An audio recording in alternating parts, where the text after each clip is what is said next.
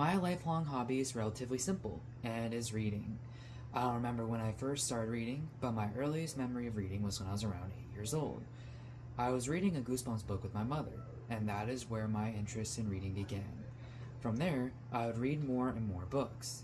I would also venture into reading more complicated books than the Goosebumps books that I would read. I would also start to read different genres of books, like horror, suspense, action, and more. I would even start reading book series, like the Chronicles of Narnia, the Harry Potter series, and the Maze Runner series. I would even read non-fictions, mostly crime documentary books though. Throughout my life, I discovered all these kinds of books and stories and liked most of them. The only kind of books and stories that I did not like at all was poetry. And that would be because, to me as a whole, poetry is a symbolic kind of deal, and I can't understand symbolic stuff for the life of me. I feel it made the reading process unenjoyable, and so I didn't really enjoy poetry that much. I would say I maintained this hobby throughout my life by being encouraged a lot by my mom, as well as reinvigorating my interest in books through discovering different genres.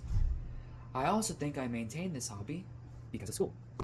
I would say this because it required me to analyze and read different types of books for assignments that I had there.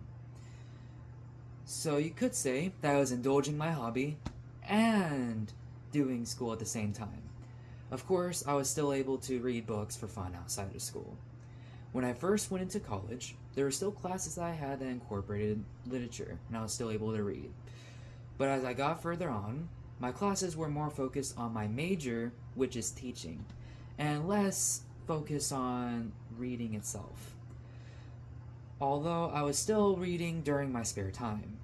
At this point, I'd find myself rereading all the books that I read in the past when I was younger.